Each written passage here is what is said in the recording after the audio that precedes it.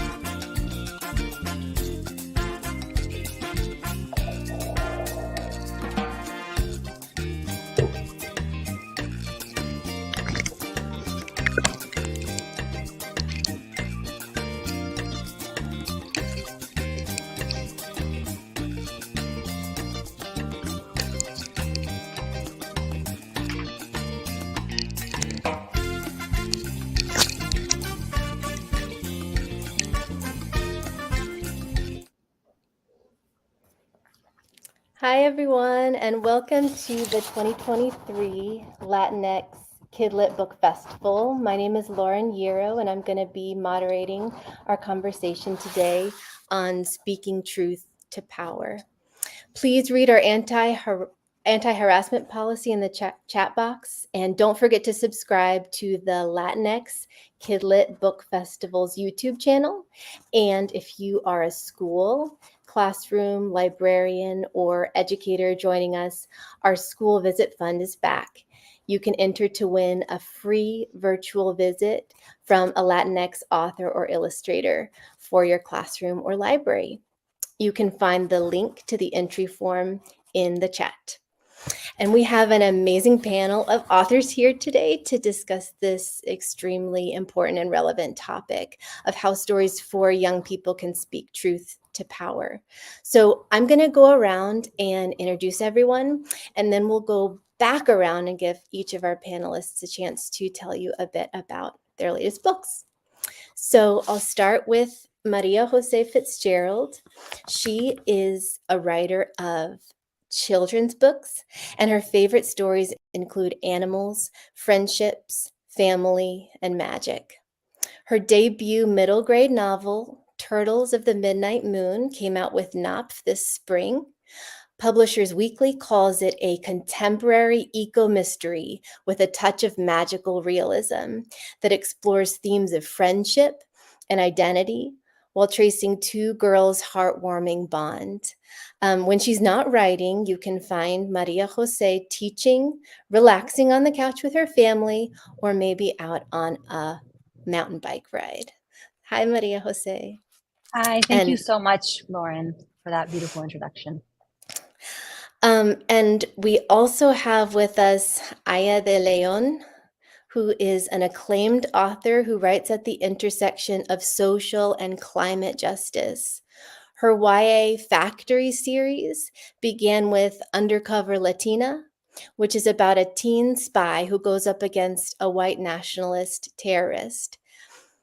The series continues with Untraceable, which is the prequel to Undercover Latina and is also her latest book.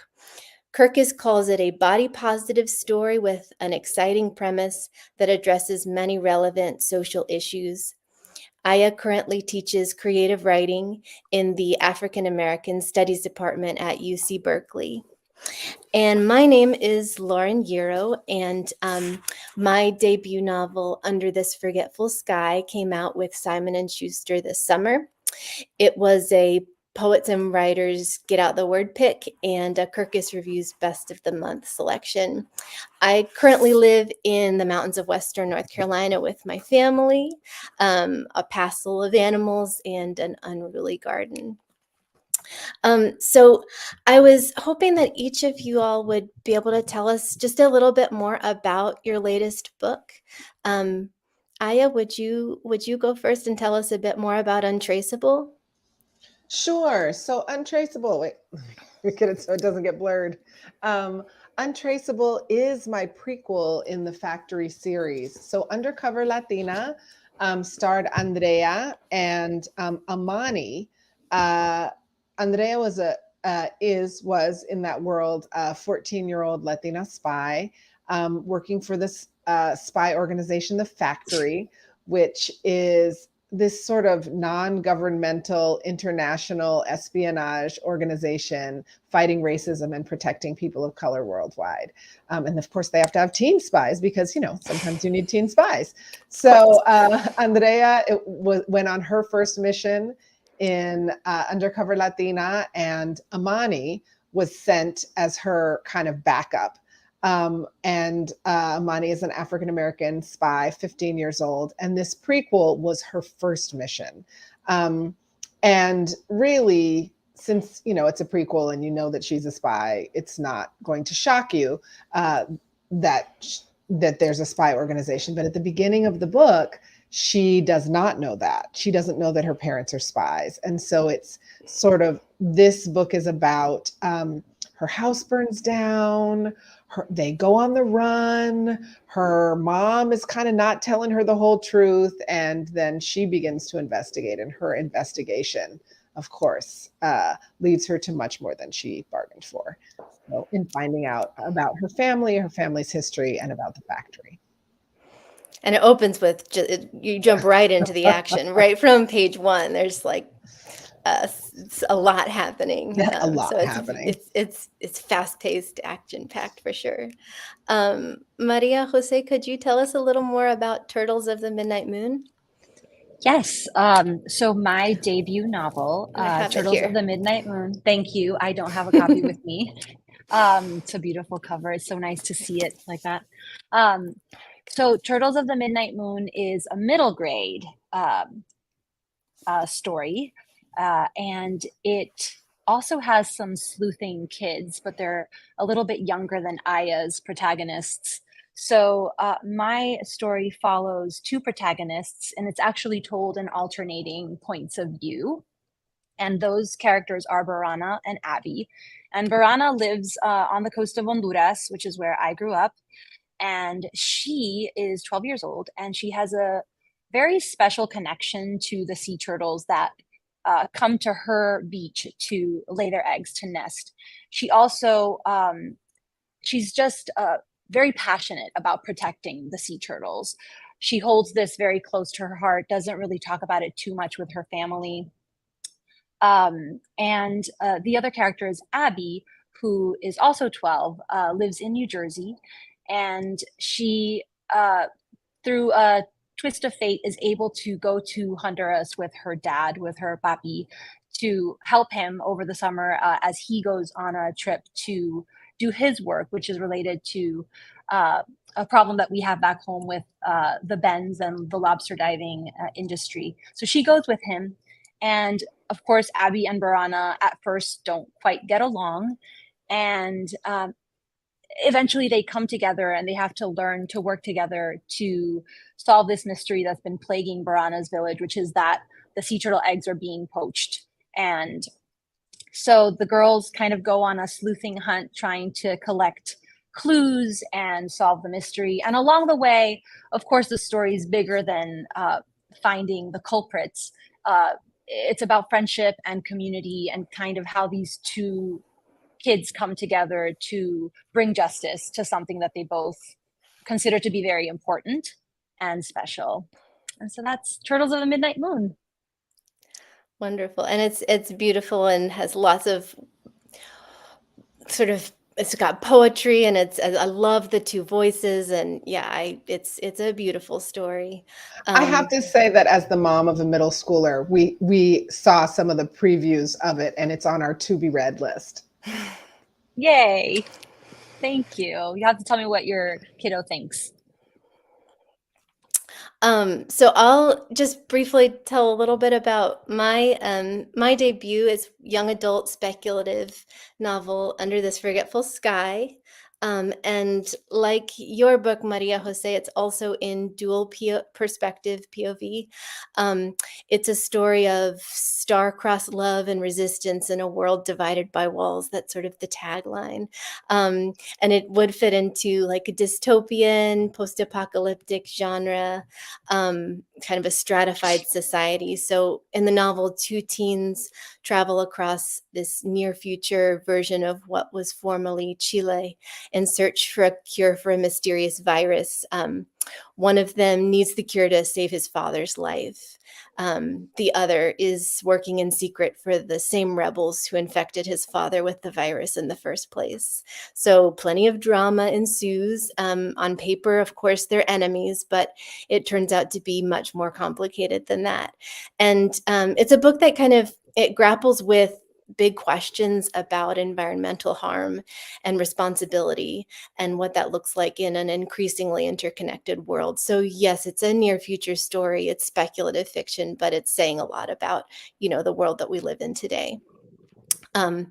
So with that, I would love to jump into some of our questions. And I wanted to start, since our panel is called Truth to Power, I wanted to kind of unpack that phrase a little bit and see how you guys interpret that phrase. So it's a phrase that's been used for, in many different contexts across a wide span of time, from the Quakers to the civil rights movement in the US, and just many, many others. And it's a phrase that calls for specifically nonviolent resistance in the face of injustice. And it definitely connects all of our novels. And so I'm wondering how you interpret that phrase and how you see it, how you see that theme in your own work and in this novel, that your latest novel. So Maria Jose, would you like to take to answer that first? Yeah, so this is such a big question, because I think as authors, this is sort of what's beneath everything we do, right? For me, I didn't really find my voice as a writer. I didn't start taking my own voice seriously until I was 40. And I think for a very long time, especially as a Latina, the messages I received growing up in Honduras as a kid, and I really tried to weave this into the character of Barana, where she also feels like, there are certain expectations put on her, messages that she's receiving about what she can speak about and what she can't.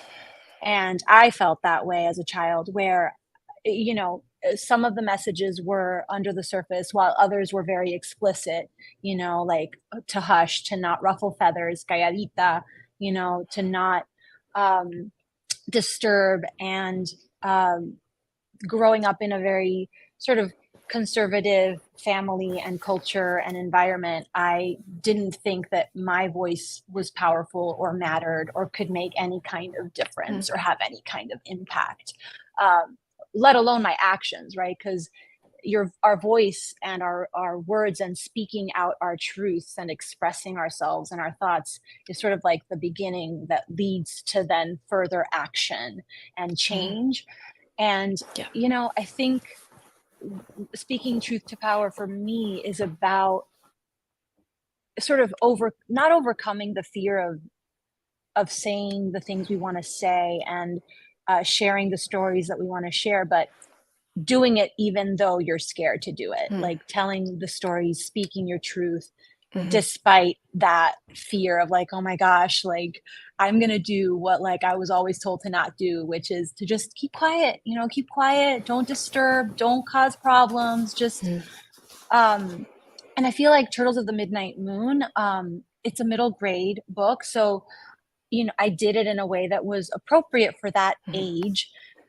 but I feel like it's just the beginning. Like it's opened Pandora's box for me. Like now I feel powerful because I wrote my first book and it's been published, and now I just feel like there's no stopping what I can say next. I did look up some quotes because I was like, okay, I need some inspiration. So I'll just share a few quotes that speak to this truth to power. So Ida B. Wells, somebody I admire deeply, and one of my very good friends, her novel, Indigo and Ida, is about Ida B. Wells. And it is, the way to right a wrong is to turn the light of truth upon them. I love that quote. The way to right a wrong is to turn the light of truth upon them. And silence encourages the tormentor, never the tormented. That is Elie Wiesel. He wrote Night. He was at Auschwitz concentration camp. And then one more, and then I'll turn it over to Aya. In a time of deceit, telling the truth is a revolutionary act. And that is George Orwell. He wrote Animal Farm, and that was one of the books that had the greatest impact on me as a middle schooler. So those are the 3 quotes I wanted to share, and I'll let others share. Thank you so much. That was so beautifully threaded your own personal journey to finding your voice, and then how that voice gives you a feeling of power. I love that. Aya, could you kind of share how you interpret this concept of speaking truth to power? Absolutely. Thank you. I just have to say, it's so delightful to be here having this conversation with you all. And, I just love the Latinx Kidlit Book Fest. Yeah, and I love that we're having these kinds of bold political conversations about children's literature, because children's literature is so political. So the first thing that I want to say is just that, I write books for adults and as well. And in my adult books, I write about hard things. I write about racism, misogyny, the climate crisis, and I can take them on a little bit more directly with the adult literature. I find when writing for young people, Undercover Latina and Untraceable and the Factory series are sort of in between middle grade, young adult, very, very innocent in a lot of the content. But I'm also writing about white nationalism. And, in this one, we have sort of ISIS and, spies. And so I think part of truth to power is speaking truth to power in an age appropriate way, right? And María José, you talked about that too. What is it that we want to say for middle schoolers? And I think one of the things about speaking truth to power is giving young people access to political information and perspectives outside of the mainstream of what they get. I think that that's really, really important, a certain kind of political literacy that helps young people get a decoder, develop the capacity to decode what it is they're looking at in the world, right? So I think that's an important part of speaking truth to power, helping young people understand and interpret the world so that they can find their truth. The other thing for me in terms of this series about speaking truth to power that's important for me is, the Factory is this completely imaginary spy organization that's international, of people of color fighting racism. And of course, implicit in that, and in many ways explicit in Undercover Latina, is that all the various spy organizations that exist are not effective in fighting racism, or are specifically choosing not to fight racism, or perhaps are really racist. And so one of the things that happens in Undercover Latina is, you have a 14-year-old trying to suss out a white supremacist terrorist because the FBI ultimately did not make it enough priority and put resources into it. So I think for me, that's a big piece of the speaking truth to power in this series, kind of finding a way to leave it implied in the background, like, oh, of course we want to fight racism, la, la, la. Now we're going to have this spy organization. But implicit in it are all these layers of political reality, which have to do with the fact that the same entities, a lot of times, that are supposedly charged with moving us towards justice are entities that have long histories of injustice, reinforcing injustice, and at times, really, when there are democratic moves, either domestically in the US or internationally, the FBI and the CIA are well documented to be like on the wrong side of justice over and over again. So I think for me, that's the biggest thing in the Factory series, is just the whole idea that it's just implied that there's a need for an independent organization to protect people of color because the current structures are not. Thank you for that. And yeah, I love how we're each kind of getting at a different piece of what this phrase means, because it is a very, it's got a long history, but it also is a phrase that's continuing to change in its meaning and become, more and more just inclusive of all these different kinds of conversations.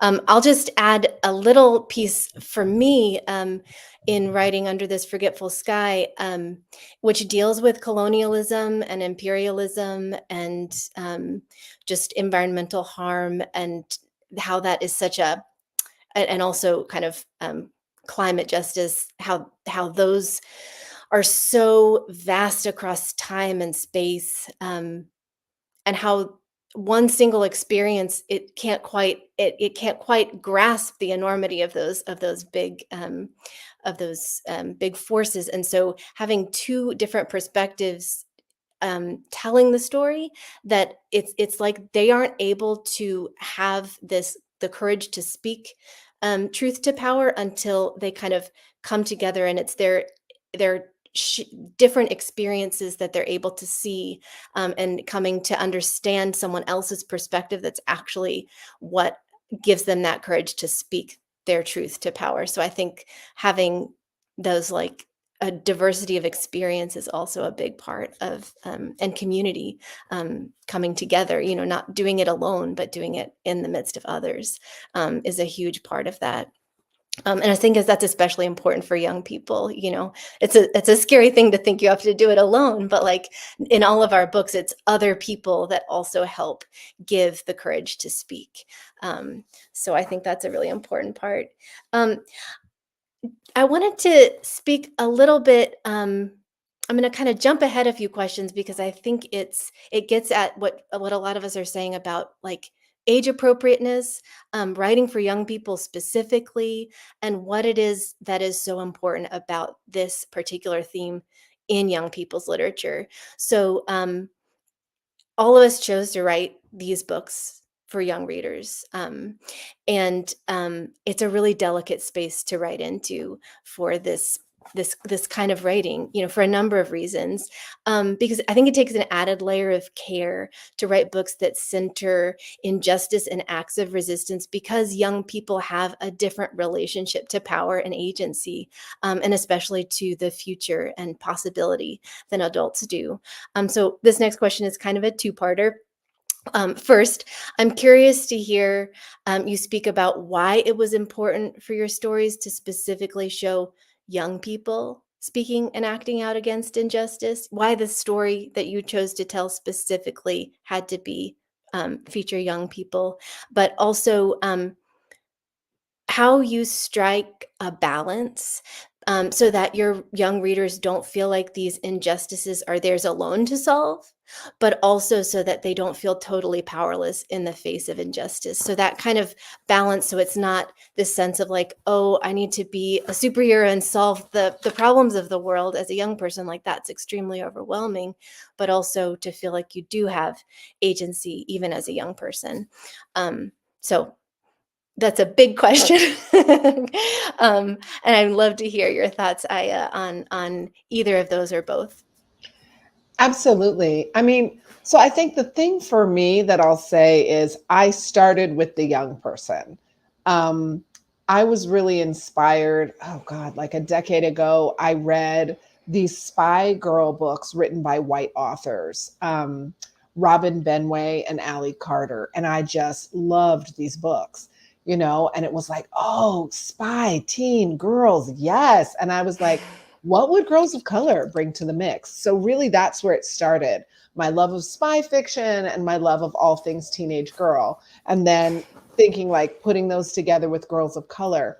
And so that, and being a spy is so great because being a teenager basically is being a spy, you know, and that was the thing that came out of these spy girl books was that, you know, that being a spy was basically an allegory for being a teenage girl. Like you're disguising yourself with all this makeup and hair and, you know, trying to look a particular way. And you're always trying to like get people to confide in you because like information is power and you're hiding how you really feel because it's not strategic. And so it's been really important for me to be able to not only have the spy piece, but also have the political piece, you know, so that was critical for me. And I think having started with these teen spies, one of the things that was really exciting was the ways in which just being a young person is a metaphor for being a spy, because I feel like young people's power and agency and intelligence is so often hidden, you know? And so it's like, you know, all this stuff that you can't quite say, that you can't fully share. So I think those things really were moving to me. And then, so that's sort of the part about a young person. And remind me the second part of the question. Yeah, so just striking a balance so that when you have these young characters that are acting out or speaking out against injustice, that it is, the result is, you know, like giving a sense of empowerment to your Yes. young readers rather than Yes. making it feel like this is their, you know, this is entirely theirs to solve, or that they That's don't right. have any agency. Yes. And so one of the things, it was really interesting to hear you, Maria Jose, talk about, you know, that position that so many Latina girls are in, which is like calladita, right? You know, like this is what the society is kind of telling us is our place. And so I think part of what was interesting with the Factory series was starting from a very different location, right? So you have Andrea is like in a spy family and kind of in a movement family. Like she's the second generation in a family of Latina parents who have decided that they're going to be about fighting racism. So it's a different starting point. And, you know, with Andrea, she sort of, you know, we have her origin story. She figures out her parents are spies, and then, you know, they draw her into the fold. And so I think what I have really in these books is the story of going from being a young person to being in charge for the first time, you know, like they're on their first solo mission. So that's what we see here. And I think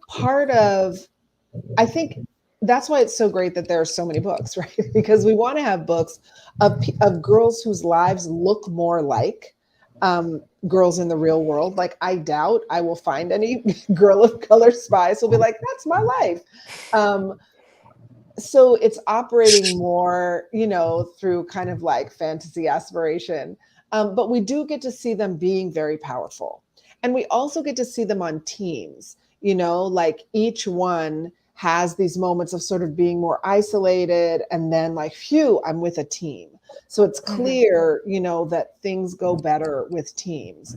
And, you know, like you said, she's fighting a white supremacist terrorist and it's not all on her. But then there are key moments where she is the one who has to do certain things because for whatever set of circumstances, no one else can do it. And I think that that's also interesting when writing for this age. Like you want to create a sense that like it's a team and we're all in it together. But like for a story, it makes it really exciting if there are particular moments where like I have to do this thing. And I think that that's the other thing, especially with middle grade, why you always have like dead parents and, you know, because otherwise, like part of middle grade is you want to have kids doing things that in the real world kids mostly don't do, right? Because it's dangerous or it's, you know, risky or it's, requires big exertions of power. And, middle grade young people are mostly like going to school and going to sports, getting driven or taking the bus,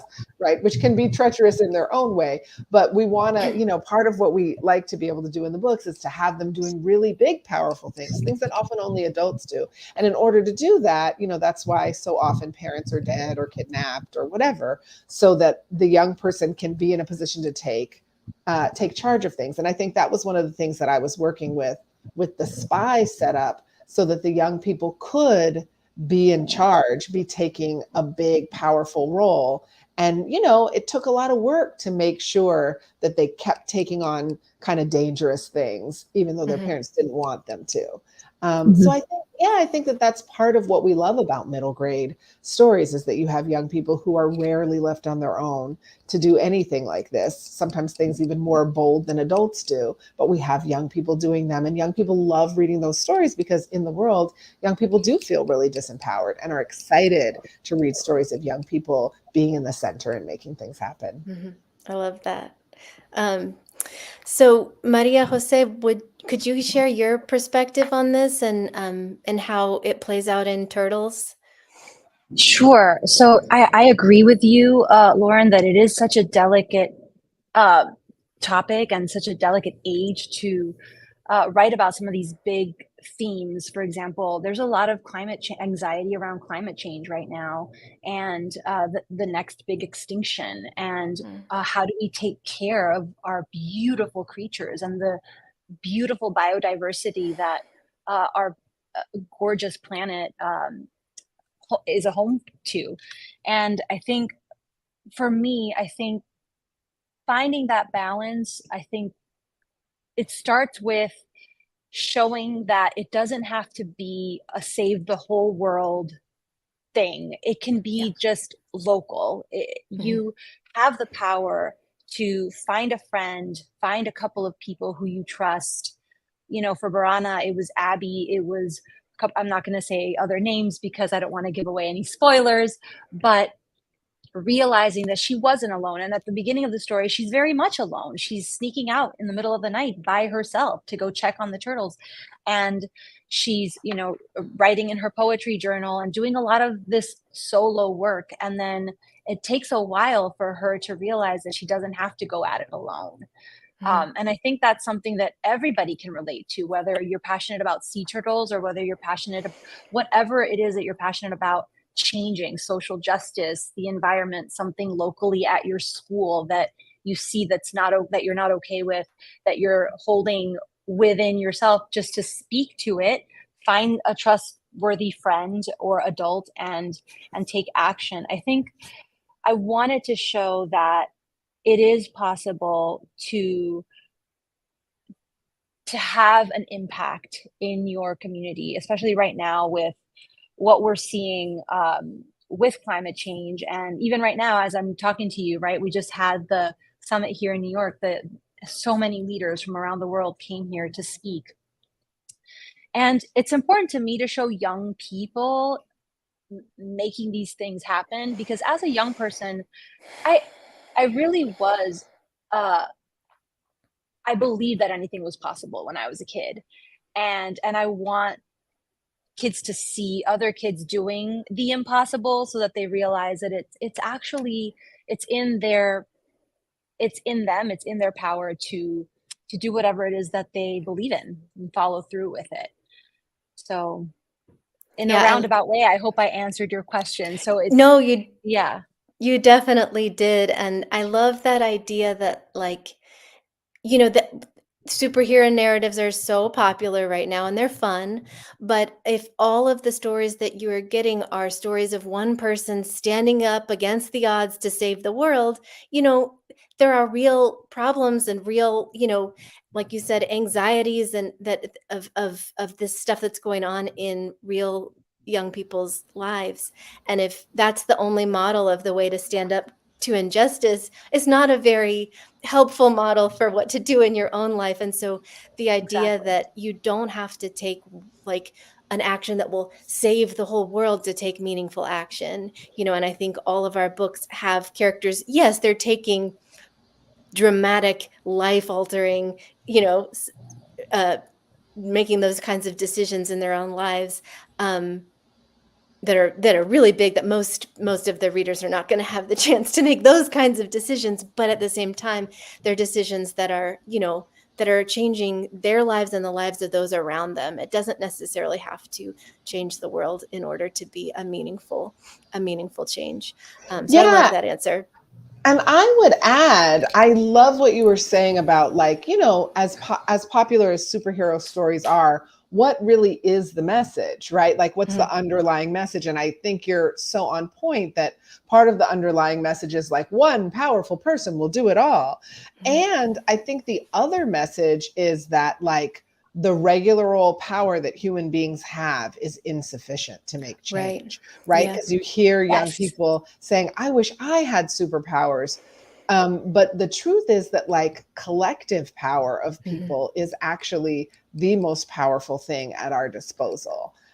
So yeah, I too, I love superhero stories, but I worry sometimes that they reinforce this notion of, like, I'm waiting around for someone really big and really powerful and really exceptional to fix things. Which is why I think it's beautiful. These books that we're, talking about today, they feature, people like with diverse experiences, diverse perspectives, who are just real people, who are, people who have flaws and weaknesses and insecurities, and they're still, like, coming together and making change. So the next question that I have actually is about why you chose to include speculative elements in your stories, because all of our books have some kind of speculative, they're not entirely realistic. Like Maria Jose, yours has a little touch of magic going on. Aya, like you said, you have this imagined network of spies globally. For me, mine takes place in a near future world, and so what was kind of the reason that you chose to have those speculative elements in your story? And why did that feel essential to the story that you want to tell? Maria Jose, would you answer first? I'm really curious to hear your thoughts. Yeah, sure. So the speculative elements in Turtles of the Midnight Moon, I know you've read it, Lauren, but for those who are watching who haven't read it, there's two primary ones.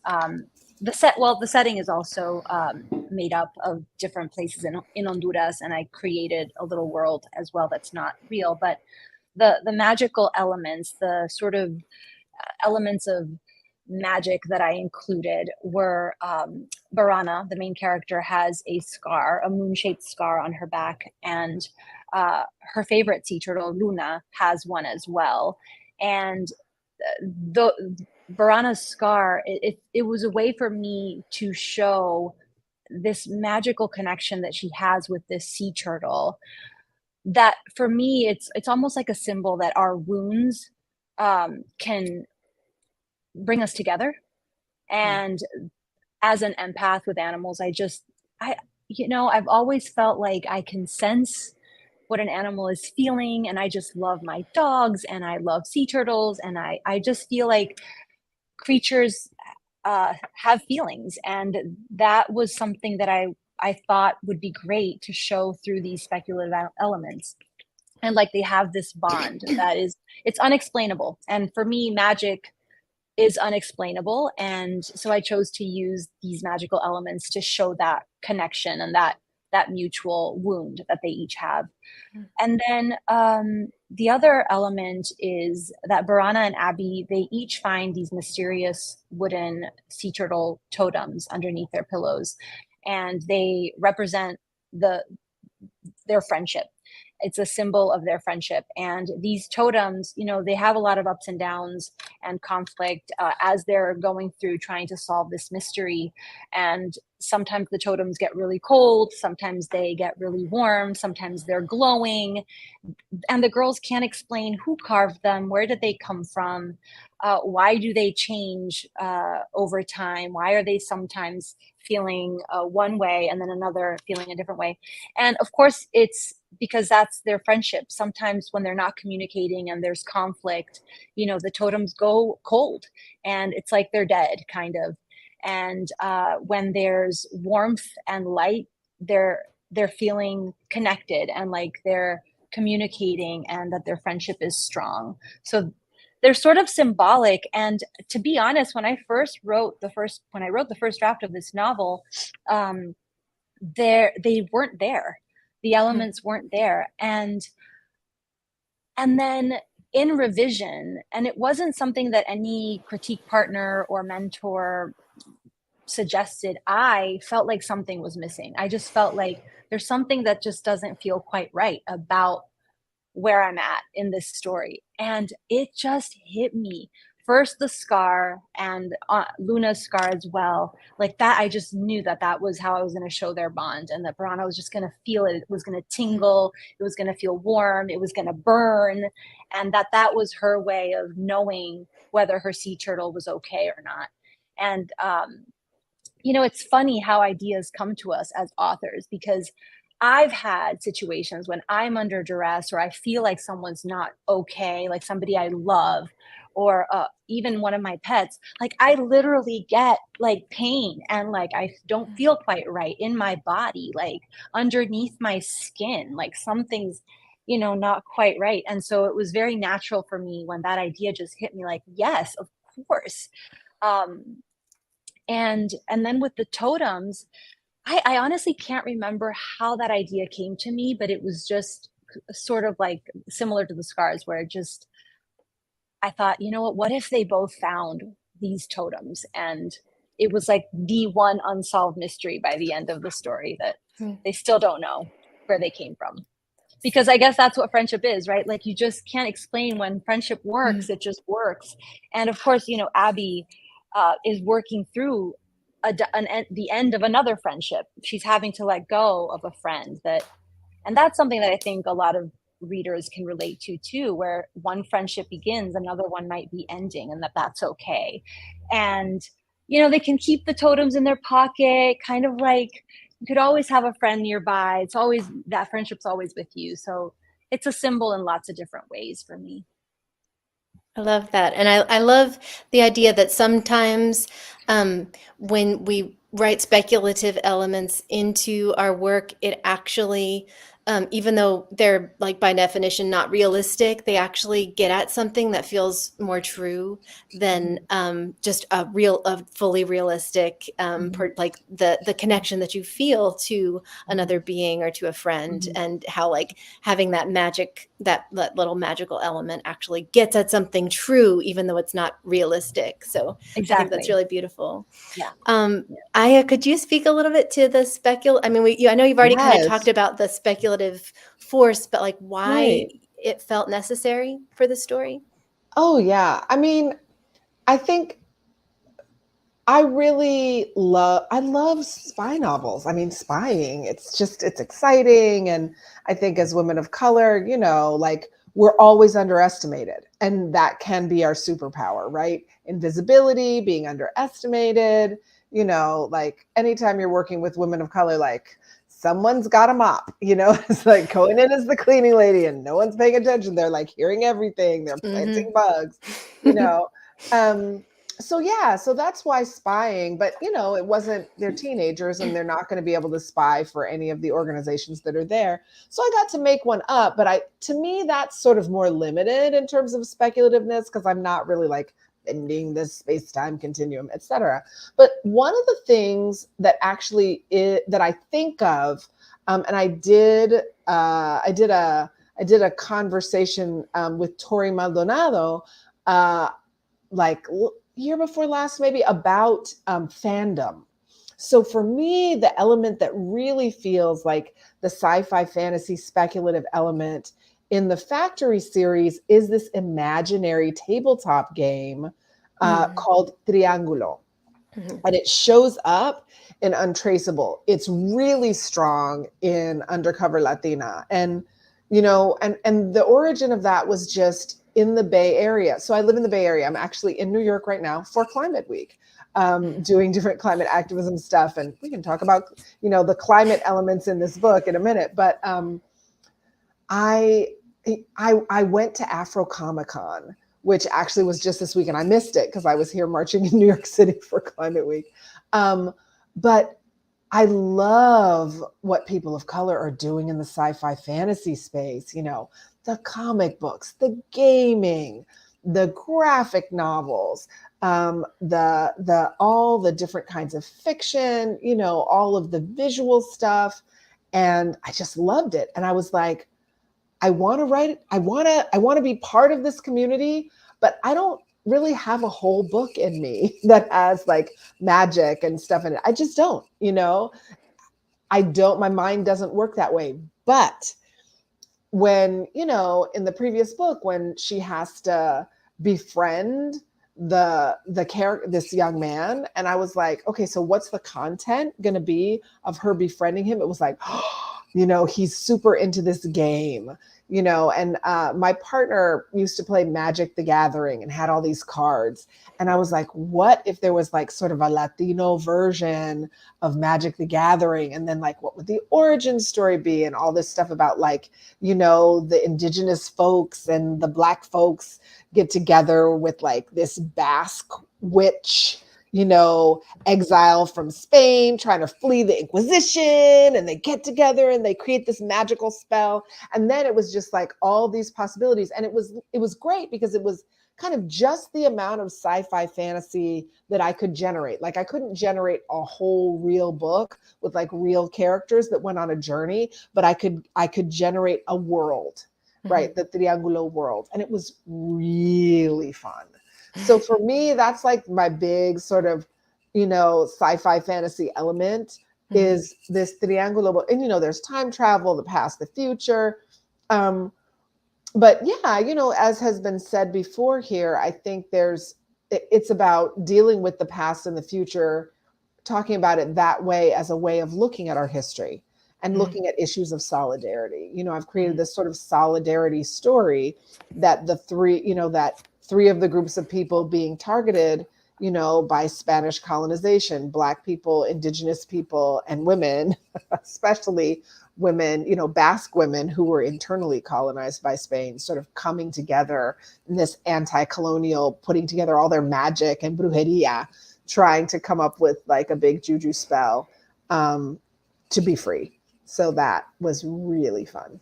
I love that kind of in-book speculative element. Yeah, it's really cool. It's story within a story. Yeah. Yeah, and I think that a big piece of speculative fiction is its superpower is the ability to make the in an unfamiliar setting, when it's like this defamiliarization, so you start to see your own world differently because you're looking at the way that certain forces, it's more obvious to see how those forces are working in a world that's unfamiliar to you, because you kind of become blind to it in your world.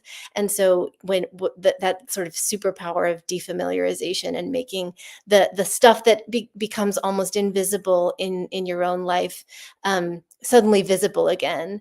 I think that's like the reason that I love speculative fiction so much, and why I knew I needed to set Under This Forgetful Sky in the near future, because it gives you this kind of double vision. You're seeing your world through the lens of this imagined world. And it's not about predicting the future. It's about sort of shaping the future, because you're looking at possibilities and saying like, well, I don't want to go there. That's not what I want. I love that so much. That's so true. That is its superpower. That is exactly it. It's a big theme of our talk, superpowers. Yeah, because we do become blind. It's great. Yeah. So we don't have a ton of time left, but I wanted to switch gears just a little bit. And because even though all of our books have really intense themes, and they're dealing with big injustices and big, just like they're taking a head-on approach to a lot of the big problems in the world. But I'm curious because there's also plenty of room for beauty and community and joy in these stories. I'm just kind of curious what some of your favorite or most joyful parts of your book are, like your either favorite part to write or just a really beautiful, joyful part that kind of you that has a special place in your heart.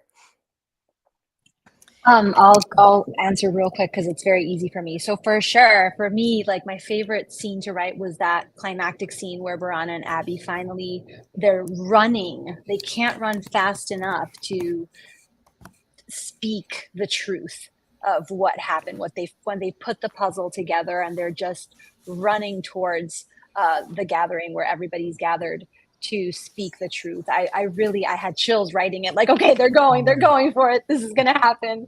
It was a lot of fun to write that scene. And then I have a second one that I loved writing the bookend poems. So the opening poem and then the poem that Barana reads at church towards the end of the story, because they're sort of mirrors of each other. They're very similar in their structure, and even some of the verses, some of the lines are almost identical. And that was when I had the idea to have that poem be that mirror, I also got chills. And so that was really fun.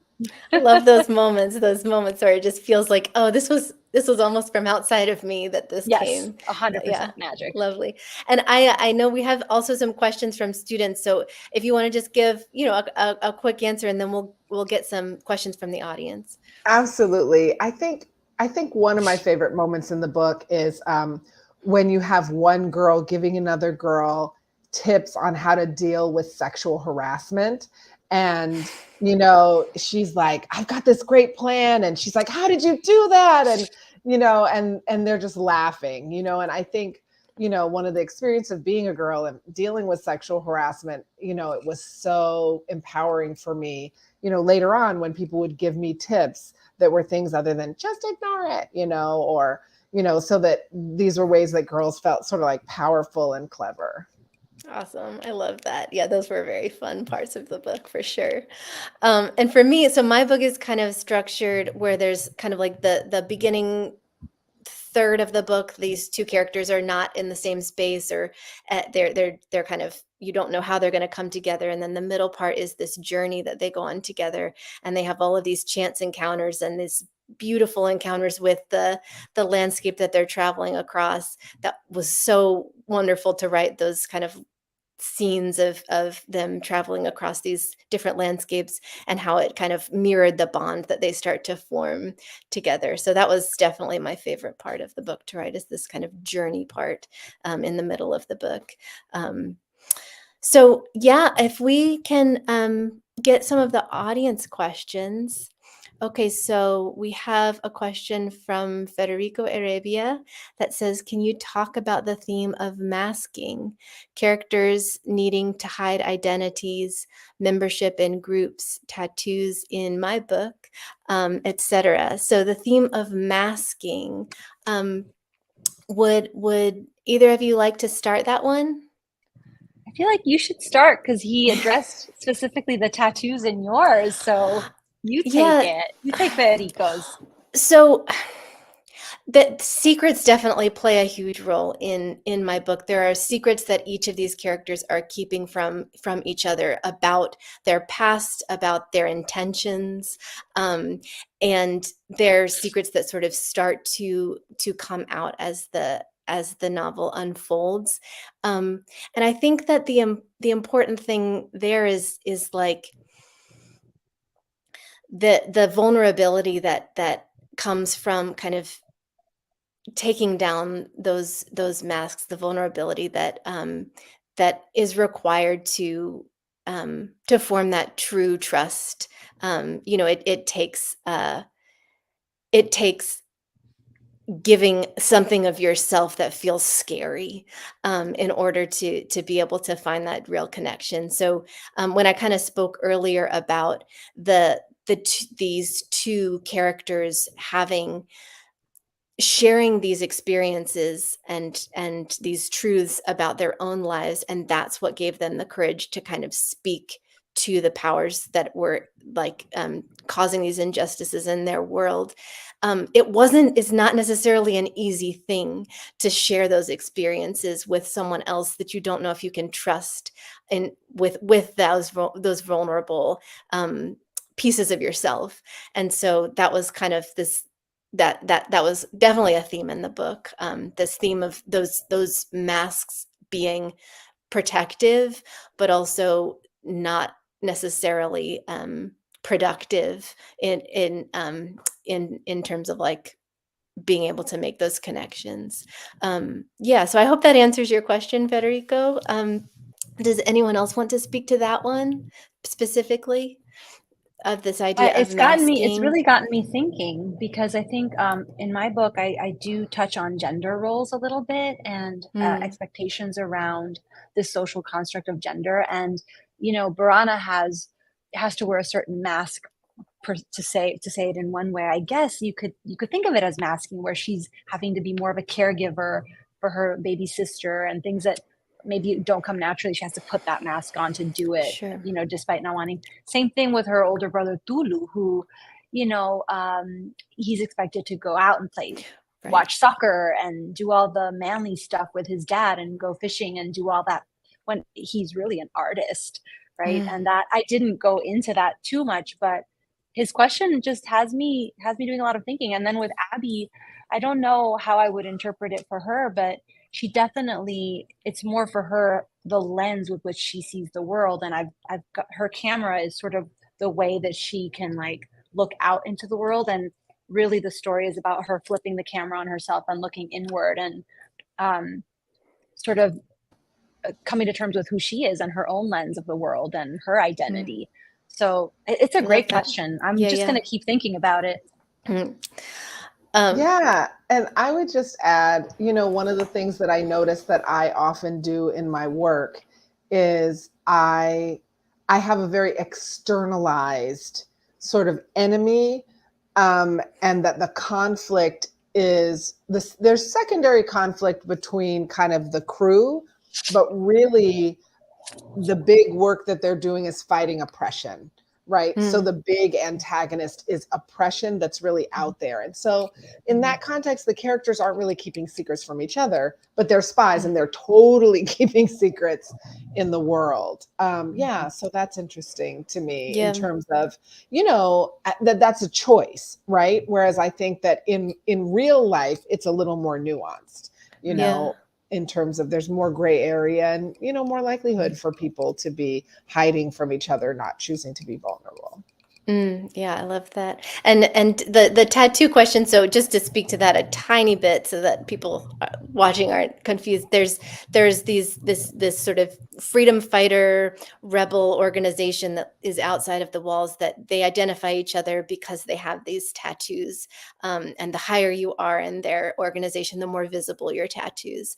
And they visibly tattoo one of the characters, the Rumi, who has escaped from the upper city, and come to this place outside the walls. They have forcibly tattooed him, and the way that it plays out is, at first it seems like it's these connections that are binding each other, binding people to one another, that are acts of violence. But then kind of over the course of the novel, that symbol of his tattoos, which is kind of like these interconnected, almost spider web like tattoo that they've done on him, is showing the way that our connections can bring about change. And so it's kind of this shift toward what that mask might mean.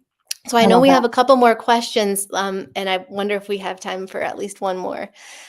Your books sound so well thought out and so much real world connections. I'd love to know what kind of research you do. Okay, would anyone like to? Yeah, a lot of research. It's really easy. That's a great question, Christina. It's really easy to get bogged down in the research, though, and not get to the story. So, but a lot of research, like for me, just researching, just about sea turtles. And for as far as the environment in Honduras, I mean, I did study ecology, but I did have to brush up a lot on some specific sea turtle facts. And it's set in my home country and in a place where the place I imagined are places that I am very familiar with. So in that sense, I didn't have to do a lot of research for the setting, but I know that a lot of authors go to the places or have to research the places where they're trying to set their stories. But yeah, a lot. Google, libraries. Yeah, I think for me, I tend to write about stuff where I'm making a lot of things up and I don't often have to do a lot of research. One thing that I will say though is that I'm obsessed with climate. You know, I do climate organizing outside of my writer life, and I've sort of made a commitment to put climate and the climate crisis in every single book that I write. And so I do end up doing a lot of research, you know, or end up using stuff that I know about the climate crisis in my work. And I, you know, in a typical way, like this book is very typical. Some of my adult books are like focused, like that's the center of the plot. But there's this moment, you know, I made Amani's dad's kind of like cover is that he's a climate researcher. And so then there's this moment where she's talking about climate anxiety when she's really trying to say something else, but also the climate anxiety is real. So just like for me, there's just thinking about all the information that I'm taking about in as climate and how can I use it as research and just deciding to put climate in every book, even if it's not in the absolute center. Yeah. Yeah. And climate plays a role in my novel as well, because it's set in this future world where climate change has continued to exert, massive disruptions and caused, massive reshaping of the way society works and the way that, you know, the world is like global powers relate to one another. And so, yeah, my research involved, like predictions about different predictions about the future. But also it is set in Chile. And so after I kind of started to develop the story, I went back there and actually traveled the route that they were traveling, writing, what does it sound like to walk on the soil in this place? What are the birds that I'm hearing? What does it feel to lie on the grass and look up at the sky in this place? And so like, you can't really write a place, I think, with that much detail unless you're like back there and actually kind of experiencing it again. So I thought that was a really important part of my research process. And I think that is all that we have time for today. So thank you all for the questions. And thank you for everyone watching, for joining us, educators, students, and other aspiring writers and fans of literature. Thank you, panelists. This has been a wonderful discussion. It definitely gives me a lot to think about in my own writing, and I hope it gives those watching things to think about as well. And thank you for attending the Truth to Power panel at the Latinx Kidlit Book Festival.